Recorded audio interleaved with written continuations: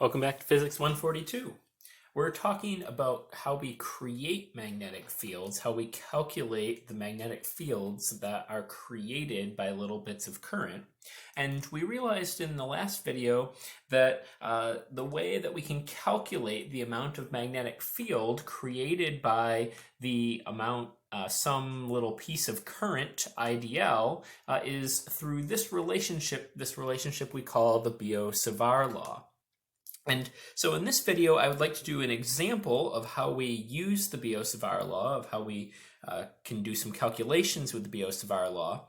And the example that I want to think about is I want to think about a current carrying wire. So I've got some wire and I'm going to have it be a circle. All right, so this is supposed to be wire in a circle. And I've tried to orient this wire in the YZ plane here. All right, and so we'll have some current flow through this wire, sort of counterclockwise, and what I'm interested in is what is the magnetic field right at the center of this loop. All right, what's the magnetic field at that point? Maybe I'll call it, point P, like we do sometimes, right at the center of that wire.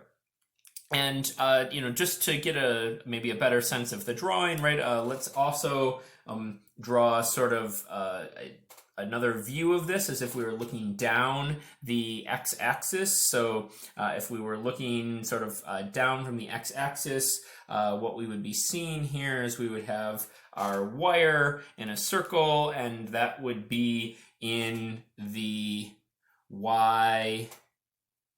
Z plane here, I guess positive Z. I have oriented over here, all right, in the YZ plane. And so X then, right, the X-axis is coming out of the page, right? X is coming out of the page. And so what we can do if we want to calculate the magnetic field at the center of this circle is we can use the Biot-Savart law. And what we're going to need to do is we need to think about, well, how much magnetic field is getting created by each little piece of current going around this wire, right? So we've got this wire has a bunch of little pieces of current, right? We could chop this into a bunch of little pieces of current. The current is flowing around, right? So that little piece, it takes up a length. We'll call it a length that takes up DL. And the amount of current is I. All right, so we have a bit of current here. We'll call that IDL, and we'll make it a vector because it's flowing this way at this at the top here, right? It'd be flowing to the left at the top of the circle, right? Down here at the side of the circle, it'd be flowing down, right? Our little piece IDL would be flowing down, right? And etc. all the way around the circle. So we want to know for each of these IDLs, how much magnetic field does it create right here at the center of the circle? So to do this, well, let's use the Biot-Savart law. So I've written down here, right, that the magnetic field is going to be the integral of all of our IDLs crossed with the r hat direction divided by the distance from IDL to the point we care about, r squared. And then we have to multiply by this magnetic constant, mu naught. We have to divide by 4 pi. And, we've got this integral here where we're going to have to add everything up. So how do we actually do this? Well, first of all, this integral is going to be over sort of our whole loop here, right? So maybe I'll just add here, right? We're going to be integrating over our whole loop, over that whole circle. And but before I actually take the integral, I have to deal with this cross product, right? That's sort of the first thing is you have to deal with the cross product. And so let's go ahead and do that. So we're going to have the integral of mu naught I over 4 pi, and we have dl cross r hat. So how do you calculate a cross product? Well, cross products, the magnitude at least of a cross product, is going to be the amount of the first vector, dl, all right, times the amount or the magnitude of the second vector. And what's the magnitude of a unit vector? Well, the amount of a unit vector, the magnitude, is just 1. Right? Unit vectors have length 1, and so we can just plug in a 1 for the amount of r hat. All right. And then we need the sine of the angle between them, right? We need the sine of the angle between r hat and dl. So what does r hat look like here? Well, r hat is going to be the vector that goes from dl to the spot we care about. So that's, going to point this direction here, right? That's the direction of the r vector, right? R is, also from here to here, right? That's the vector r. And so r hat is down for this top object here, all right? And so the angle between IDL and r hat is 90 degrees. So we can put in a 90 degrees up here. And then we're going to, of course, still divide by that distance, the magnitude there, r squared, all right, by that distance squared. And we then so now we have the magnitude, but we now also need a direction here, right? So what is the direction of this cross product? Well, to do that, we need to use our right-hand rule, right? We need to use our right-hand rule. So I'm going to point with my finger in the direction of IDL. I'm going to curl my other fingers in the direction of r hat, which is down in my little sketch, and my thumb would be pointing up out of the page, right? So the resulting vector here is out of the page, right? The result of this cross product, right, will give me right there, will give me a vector that is out of the page. And in terms of the coordinate system I chose here, out of the page, well, that's the x direction, right? And x direction, we represent that with I hat unit vector, right? So this whole thing, the answer from this little piece at least, is that it's going to give you a magnetic field in the I hat direction. All right. So good, we've handled the cross product. Now maybe we feel a little better. We got rid of the cross product and there's no more vectors in this other than just the direction part at the end. So now we can maybe start to compute a little bit. All right, and so let's do this. Mu naught is a constant, 4 and pi are both constants. The current as we go all around the wire is also a constant, so I can pull all of those things out of the integral. So mu naught, I, and 4 pi, those all come out of the integral. Now, big r squared here, right, that's the actual distance, and so we need to actually, know something more about our circle here. I should give it a little geometry, and so our circle, we should define that our circle has a radius. Let's say the radius of our circle is big R, all right? The radius of our circle is big R, and so IDL is always, no matter where we are along here, if it's a circle, it's always going to be a distance big R away, right? So I can plug in big R here. So let's do that. So I'll plug in big R. And so we have DL, this is 1, this is 1. So I just have DL over big R squared, right? And then this answer will be in the I hat direction. Now, big R all around, right? It's the same all around, so that's also a constant, so that will also come out. So now I have mu naught times I over 4 pi big R squared times the integral of DL over our whole circle. All right. And, well, what's the integral of DL? Well, that's the whole length along this circle, right? If I integrate this, if I add this all up, I'll get the circumference of the circle. So what's the circumference of a circle? Well, that's going to be 2 pi times the radius times big R. So now we can write, okay, we can write that this whole thing is going to be mu naught times I times 2 pi big R divided by 4 pi big R squared, all right? And then in the I hat direction. Now we're almost done. Looks like I can do a little canceling. The pi's are going to cancel out. One factor of R will cancel out. And the 2 and 4 will just reduce to a factor of 2 on the bottom.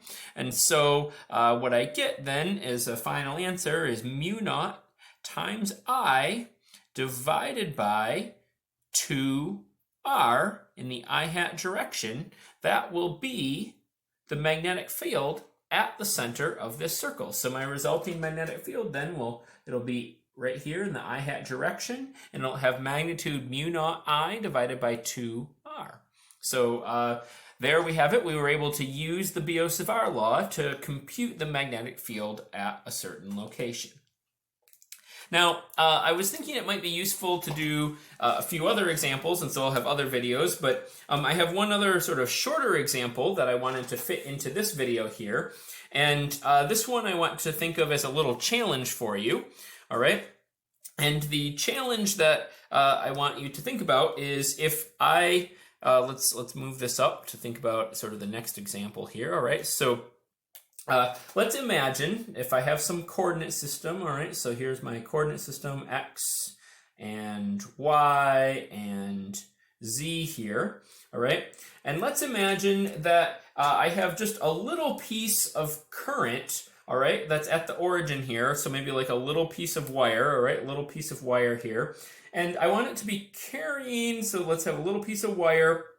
I have it oriented in the Y direction so that it's carrying current upward, some current I in the positive Y direction, all right? So my I dl here, right, my little piece dl is a little piece of wire that's going up in the positive Y direction. And what I want to think about is, well, let's think about a few different locations sort of related to this wire, all right? Let's think about a spot that is a distance L away in the X direction, all right? So that's the spot L0, 0, right? Let's think about a spot that's a distance L away from the origin in the Y direction, right? So that would be the spot 0, L, 0. And a spot that's a distance L away in the Z direction, all right? So that's the spot 0, 0, L. And maybe just for fun, let's pick one other spot here, maybe a spot that's a distance L away in the XY plane here, all right? So let's say this is also a distance L, and that spot here, well, oh, I should maybe relabel this, all right? So over here, this is 0, L, 0, that's this spot, right? And this spot up here, if you actually want to be a distance L away, that's going to end up being L over root 2, L over root 2, 0, all right? That will end up being that spot, a distance L away. And so the question is, for these 4 spots, you know, maybe we could number them, right? Maybe I'll number this one as spot number 1, all right? And maybe then we'll call this one spot number 2, and we'll call this one here spot number 3, all right? And then this one here, we'll call that spot 4, all right? And so the question is, for these 4 spots, which one, all right, or which ones have the strongest magnetic field, and then which ones have the weakest? So could you take these spots and sort of rank them in order from strongest to weakest amount of magnetic field from this little current here, this little piece of current IDL? So I would encourage you to pause your video right now and see if you can work that out, all right? See if you could figure out how to rank these 4. So I'll give you just a second to do that, all right? And now let's go over how we figure out the answer, all right? So, well, of course, we figure out the answer with the Biot-Savart Law. So we write down the Biot-Savart Law. B is mu naught over 4 pi. We have just a constant amount of current here, all right? So, you know, that would come out of an integral, and we're not even really integrating here, right? Because we're just thinking about one circuit element. And so the important thing for that one circuit element is that it's dl cross r hat divided by however far away you are squared, all right? And I guess we'll keep the integral in just for fun here, all right? And so what we have to do is for each of these spots, we have to evaluate this. All right, so let's just think about what's going on in this integral. Well, we'll have dl times the magnitude of dl, right, times the magnitude of r hat, which is just 1, times the sine of the angle, excuse me, because the sine of the angle between them, and then divided by the distance squared, right? So let's think about spot number 1 here. Spot number 1, it's a distance L away, so we can make that L squared. And the angle between dl and the r hat vector, well, the r hat vector would point from the dl to the spot we care about, right? That would be the r hat vector. And so the angle between them would be 90 degrees, right? And so that would give us sort of, we could calculate the strength if we knew what these values are, right? The strength is going to be mu naught I over 4 pi. I guess I should keep those around. Mu naught I over 4 pi, all right, times this integral, right? Or if we just have one little chunk, maybe I just plug in dl as just a number that you were given for that little chunk. All right, so that's the answer for I, but we need to rank it against some of the other ones. All right, well, let's look at II here, okay, number 2, this Y spot. Well, everything's going to look the same, right? We're still a distance L away, except what does the R hat vector look like here? Well, here, the R hat vector is the same direction as the dl vector, right? They're the same direction. And if they're the same direction for number 2 here, we're going to have an integral of dl times 1 times the sine of 0 degrees, right? The sine of 90, remember, what's the sine of 90? Well, that's just 1, right? The sine of 0, well, that's 0, okay? So clearly, we have no magnetic field actually produced at this spot along the wire, all right? So there's no magnetic field produced right there. So that one's probably definitely going to be in last place. Probably definitely. That was a smart one there, Professor Leisman. Yes, I know. All right. Well, let's think about the other spots. All right. For Z here, 0, 0, L, now the R hat vector is along the Z axis, right? And so for number 3, we're going to end up with actually the same integral that we had for number 1 here, right? Again, we'll have the integral of dl times 1 times sine of 90, right? Which is 1, and it again is L away, right? So 1 and 3 will actually end up being the same strength, right? It's the same integral. And then finally, what about number 4 here? All right, number 4, this spot here. Well, this spot is also a distance L away, right? It's also a distance L away. All right, dl, and the magnitude of R hat is again 1. All right, but the direction here, well, what's the angle between this R hat vector and the di vector? Well, this is going to be a 45-degree angle here, so we'll have sine of 45 over L squared. And sine of 45, that's root 2 over 2, that's less than 1, right? So if we were to sort of rank these then, we would find that 1 and 2 are equal, right? 1 and 2 are equal, or sorry, 1 and 3 are equal, right? And those are going to be bigger than 4, which is definitely bigger than 2, all right? Bigger than 2, because that's 0. So this is just good practice then in understanding the way that this cross product actually can affect the strength of the magnetic field. Something else that maybe is worth noting is that the magnetic field ends up being sort of the strongest, when it's perpendicular, when you're actually perpendicular to the direction of the current, all right? And if you were to actually do these cross products, what you would get is that as long as you're a distance L away and go in a circle around the wire, the magnetic field is actually going to wrap in a circle around the wire. And we'll see that more in the next example. So there you have it. Just a couple examples helping us get familiar with how we use the Biot-Savart law.